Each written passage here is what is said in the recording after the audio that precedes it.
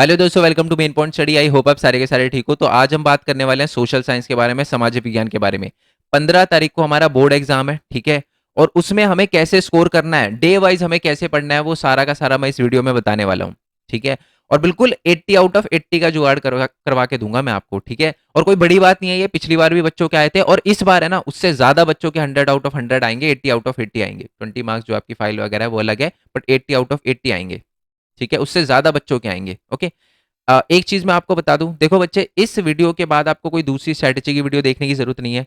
मैं ऐसा क्यों बोल रहा हूं, ऐसा इसलिए बोल रहा हूं क्योंकि बच्चे पूरे के पूरे 10 दिन स्ट्रैटेजी देखते रह जाओगे अगर आप एक बार स्ट्रैटेजी के गेम में फंस गए, क्योंकि बहुत सारे यूट्यूबर है सिर्फ स्ट्रैटेजी पर ही चलाते हैं, वो स्ट्रैटेजी ही अपलोड करते हैं। तो इसलिए मैं बोल रहा हूँ आप गेम में फंस जाओगे, इसी की वजह से आप एक बार एक स्ट्रैटेजी पे स्टिक रहो, ठीक है।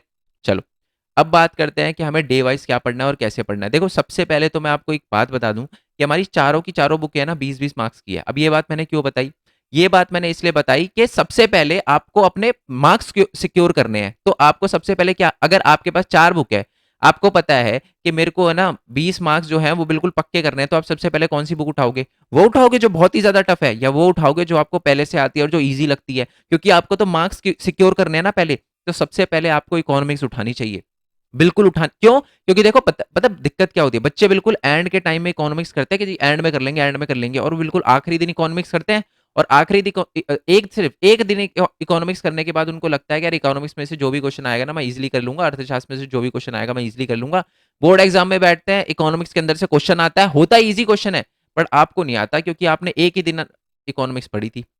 यस और नो, मेरी बात समझ पा रहे हो? तो जो चीज इजी है, जो आपको बराबर मार्क्स दे रही है, हिस्ट्री के भी 20 मार्क्स है, इकोनॉमिक्स के भी 20 मार्क्स है, तो भेदभाव क्यों?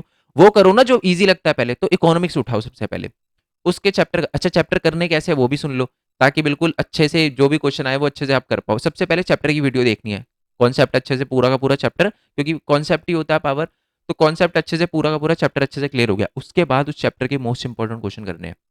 याद रखना, मोस्ट इंपॉर्टेंट क्वेश्चन सबसे ज्यादा इंपॉर्टेंट है। मैंने chapter wise most important question की वीडियो अपलोड कर रखी है, लिंक आपको सबका नीचे डिस्क्रिप्शन में मिल जाएगा, चैप्टर की वीडियो का लिंक भी आपको नीचे डिस्क्रिप्शन में मिल जाएगा।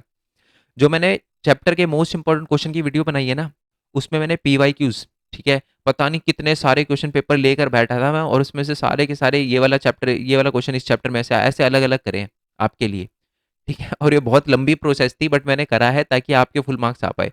तो वो वीडियो बिल्कुल भी मिस मत करना, ठीक है। आई होप ये बात आपको क्लियर हो गई। चैप्टर के बाद मोस्ट इंपोर्टेंट, बल्कि मैं तो आपको ये कहूंगा कि अगर आपके पास टाइम ना बचे एंड में, तो मोस्ट इंपॉर्टेंट क्वेश्चन करके चले जाना, बट मोस्ट इंपॉर्टेंट क्वेश्चन नहीं छोड़ने, कोई दिक्कत नहीं है, आराम से करो, बट मोस्ट इंपॉर्टेंट क्वेश्चन तो करने ही करने हैं, ठीक है। आप सोचो चैप्टर देखकर चले जाएंगे, नहीं, क्योंकि देखो चैप्टर के अंदर से क्वेश्चन किस वे में आता है ये अगर आपको नहीं पता तो एग्जाम में फंस जाओगे आप। इसलिए मोस्ट इंपॉर्टेंट क्वेश्चन करने हैं, फिर उसके एमसीक्यू भी देखने हैं। एमसीक्यू से क्या फायदा होता है, एक एक मार्क्स से क्वेश्चन क्लियर हो जाते हैं और आपको भी कॉन्फिडेंस होता है कि हाँ मैंने चैप्टर अच्छे से करा है, मेरे एक एक मार्क्स से भी क्वेश्चन क्लियर है और मेरे को समझ आ गया है चैप्टर, अब मैं कोई भी क्वेश्चन आएगा ना मैं कर दूंगा। कॉन्फिडेंस बूस्ट हो जाता है, इससे आपको ये नहीं लगता कि यार ये मेरे इकोनॉमिक्स का ये चैप्टर वीक रह गया। क्योंकि इससे क्या होता है, जब एक चैप्टर आपका वीक रह जाता है ना, तो फिर जब आप दूसरा चैप्टर उठाते हो तो उसमें ढंग से दिमाग नहीं लगता, उसमें लगता है कि यार पहले ये वाला चैप्टर कर लूँ, ये वाला चैप्टर दोबारा से कर लूँ, है ना। तो यही पूरा का पूरा दिमाग में रहता है और ये लगता है कि मैं भूल गया, है ना। तो इसलिए क्या करना, आप सबसे पहले चैप्टर, फिर मोस्ट इंपॉर्टेंट क्वेश्चन, फिर उसके एमसीक्यू की वीडियो, ठीक है। ओके जी, इकोनॉमिक्स में उठाने सबसे पहले। और एक और चीज आपको पता है, 5 मार्क्स के आपके मैप आ रहे हैं, ठीक है।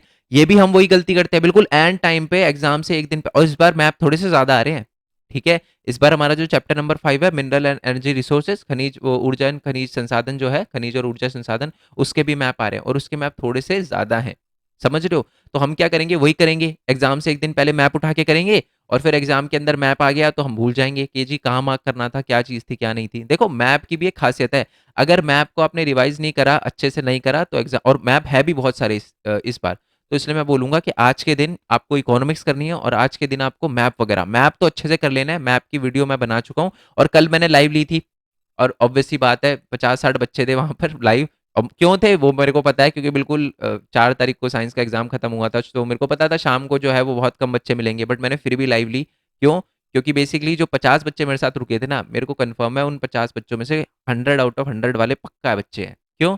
क्योंकि वो पहले दिन से अलर्ट हो गए, उनको पता है। देखो एग्जाम में सबसे बड़ी दिक्कत ये भी आती है, 10 दिन है, तो एक प्रोक्रेस्टिनेशन की प्रॉब्लम आपके साथ हमेशा बनी रहेगी, कल कर लूंगा, कल कर लूंगा, ये वाला कल कर लूंगा, कल कर लूंगा। एग्जाम से एक दिन पहले भी आप यही करोगे, कल सुबह कर लूंगा, तो इसलिए ये मत करो। बिल्कुल अभी से ही पढ़ना शुरू कर दो। इकोनॉमिक्स समझ आ गया आपको? आई होप ये चीज़ आपको समझ आ गई।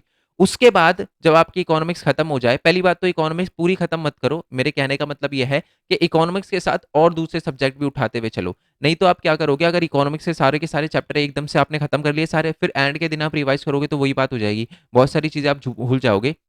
तो इसलिए इकोनॉमिक्स के मान लो आपने 2 चैप्टर करे, हिस्ट्री का जो चैप्टर आपने पहले से कर रखा है, आधा-अधूरा आपको आता है, जैसे कि मान लो नेशनलिज्म इन इंडिया आता है, वो करो, ठीक है? और मान लो कि आपको सिविक्स के अंदर जो हमारा लोकतांत्रिक राजनीति है, उसमें से जो लास्ट वाला चैप्टर है, ठीक है? लोकतंत्र के परिणाम, वो निकालो, वो करो, ठीक है? और आपको बता दूँ, जो आउटकम्स ऑफ डेमोक्रेसी है ना, उसमें से बिल्कुल सेट क्वेश्चन है, उसके मोस्ट इंपोर्टेंट क्वेश्चन की वीडियो करके जाओगे ना, मोर देन इनफ है, उसमें से उससे बाहर कुछ भी नहीं आना।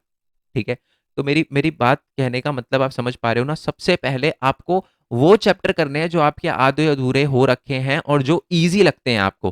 क्योंकि अगर आपने बिल्कुल ही एक बार में सबसे पहले टफ चैप्टर उठाने स्टार्ट कर दिया तो डिमोटिवेशन भी आएगी, समझ भी नहीं आएगा और दिक्कतें भी आएगी। क्योंकि जैसे-जैसे दिन बीतते जाएगा ना, वैसे-वैसे आपका दिमाग बहुत तेज़ी से प्रोसेस करने लग जाएगा और उसके बाद आपको टफ चैप्टर भी समझ आ जाएँगे। बट अभी अगर आपने कोई टफ चैप्टर उठा लिया, ऐसा चैप्टर उठा लिया जो आपको समझ ही नहीं आता, तो आपको दिक्कत फेस करने के लिए मिलेगी।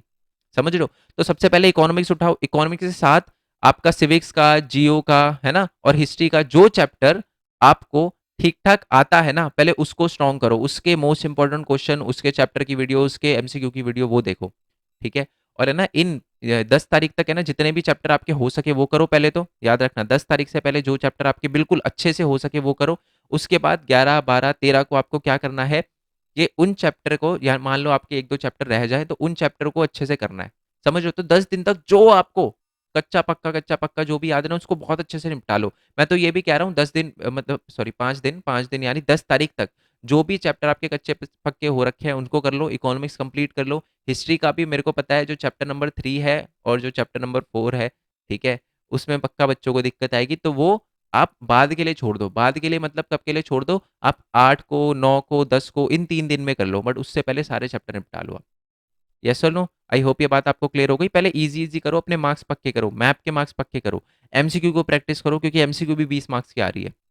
आई होप ये बात आपको पता चल गई। और इसी बीच में है ना, मैं चारों बुकों के अलग-अलग मोस्ट इंपोर्टेंट क्वेश्चन की वीडियो लेकर आ जाऊँगा। हिस्ट्री यानी इतिहास के अलग मोस्ट इंपोर्टेंट, और ये इंग्लिश मीडियम, हिंदी मीडियम दोनों के लिए अलग-अलग लेकर आऊँगा।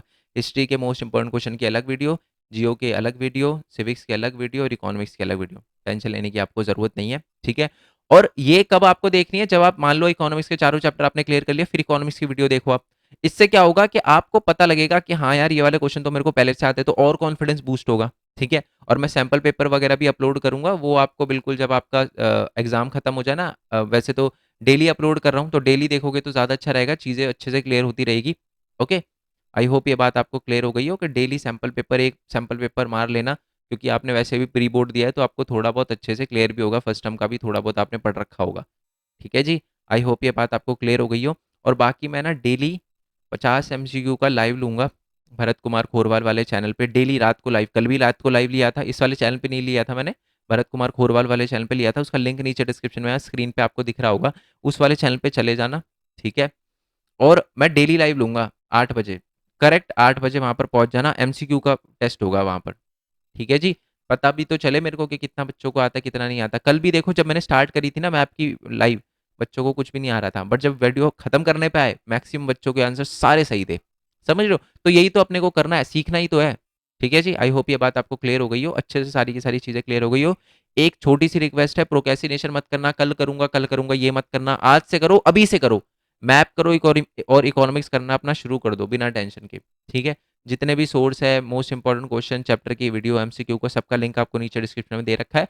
भरत कुमार खोरवाल वाले चैनल का लिंक भी नीचे डिस्क्रिप्शन में दे रखा है, यहाँ स्क्रीन पे दिख रहा होगा, उसी को आप यूट्यूब पे जाके लिख देना, चैनल पे आ जाना, ठीक है? सब्सक्राइब वगैरह कर लेना, सब्सक्राइब ना भी करो कोई दिक्कत नहीं है, बट आप आ जाना उस चैनल पे, ताकि हम लाइव ले तो आपको पता चले, बेल आइकन दबा देना, कहीं पता चले मैं 8 बजे लाइव ले रहा हूँ, आपको पता ही ना चले, फिर आप, क्योंकि बाद में बच्चों के कमेंट आते हैं, मैसेज आते हैं कि सर आपने लाइव लिया, हमको पता ही नहीं चला, है ना? और बाकी जो हमारा मेन पॉइंट टेक वाला चैनल है, अर्निंग से रिलेटेड है, आप उसको सब्सक्राइब करके रख लेना, ठीक है? क्योंकि एग्ज़ाम के बाद हम उस पे वीडियो वगैरह डालेंगे, ठीक है? उनका भी लिंक आपको नीचे डिस्क्रिप्शन में दे रखा है। मिलते हैं जी नेक्स्ट वीडियो में, तब तक के लिए थैंक यू सो मच। जय हिंद, जय Bharat, Vande Mataram. Thanks for the support. Bye bye.